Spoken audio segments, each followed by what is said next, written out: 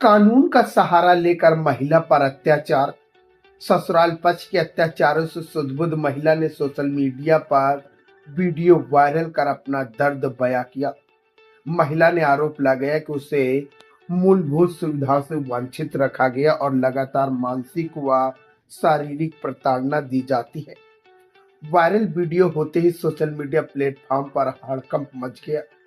महिला ने सास, ससुर और पति पर गंभीर प्रताड़ना के आरोप लगाए हैं।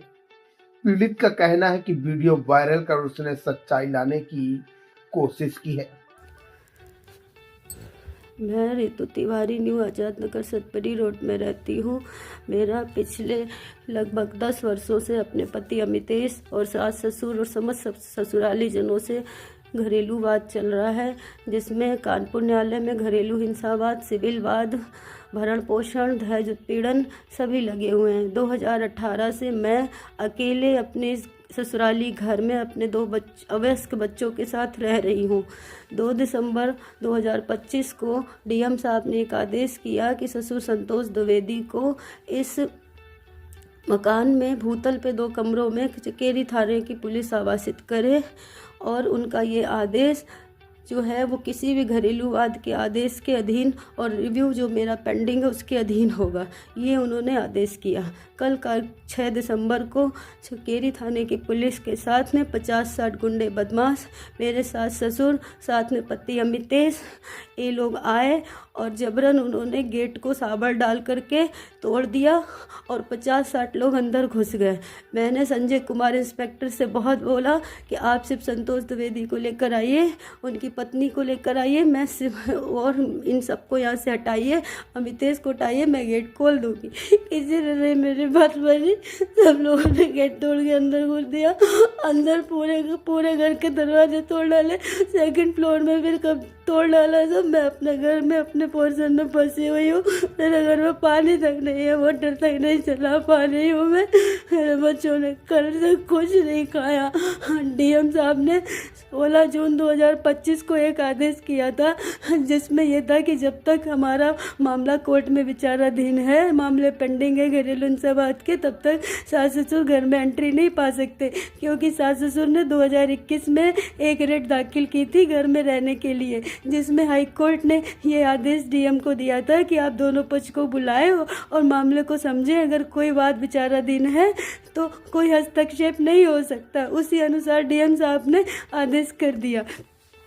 उसमें मैंने सारे वास्तविक तथ्य सब कुछ उजागर करके डीएम कोर्ट में दाखिल कराए थे, जिसमें मारपीट की वीडियो, फोटोग्राफ्स, पेन ड्राइव, मुकदमों की कॉपी, और ये साबित किया था कि पति अमितेश मेरे साथ नहीं रहता है, क्योंकि संतोष द्विवेदी हर जगह हाई कोर्ट में ये बोल के आते हैं कि पति अमितेश मेरे साथ रह करके उनको और उनकी पत्नी को प्रताड़ित करता है। तो हाई कोर्ट जब ये देखता है कि पति पत्नी ने मिलकर एक वरिष्ठ नागरिक को बाहर कर दिया, तो हाई कोर्ट मैं उधर जाके पैरवी नहीं कर पाती, मेरे पास कोई नोटिस नहीं आती है, और अगर मेरे पास कोई नोटिस आती है तो ये लोग वहाँ पर अधिवक्ता के जरिए सेटिंग कर लेते हैं। फिर भी अभी तक मुझे हाई कोर्ट ने कभी ये नहीं बोला कि मुझे घर से बाहर कर दो, और ना ये बोला है कि इनको घर के अंदर कर दो। उसके बाद 16 जून को सारे आदेश किया डीएम साहब ने। सारी वास्तविकता को वो जानते थे कि ये ससुर एनटीपीसी से रिटायर्ड है, पेंशन भोगी है, 30 बीघे खेती है इनके पास, ये भरण पोषण करने में सक्षम है, इनके पास दूसरा मकान भी है।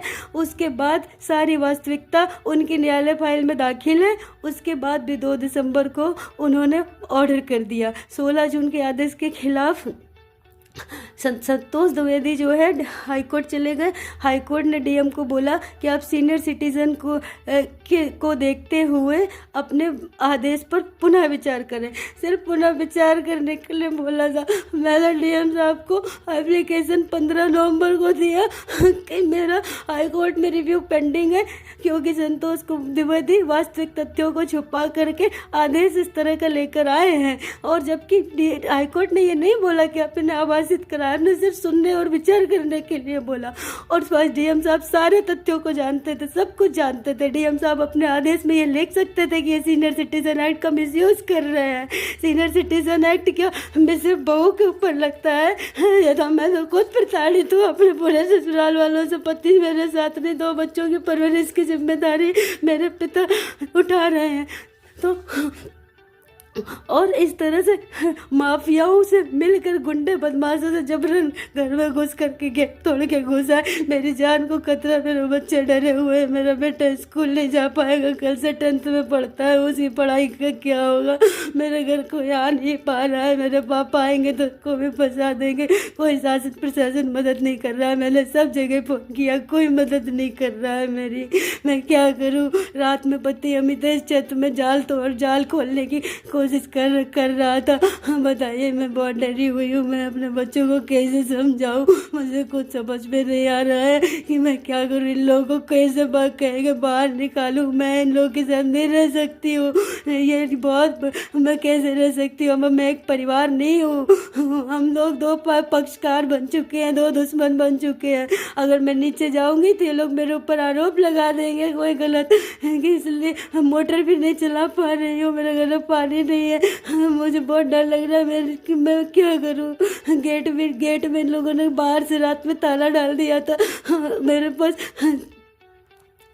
ताले की भी फोटो है, सारे एविडेंस है, मर्डर के एविडेंस है कि पति अमितेश मेरा मर्डर करना चाहता है। ये भी एविडेंस है कि ये लोग मुझे मकान से निकालना चाहते हैं। सारे एविडेंस मैंने डीएम साहब को दिखाए थे।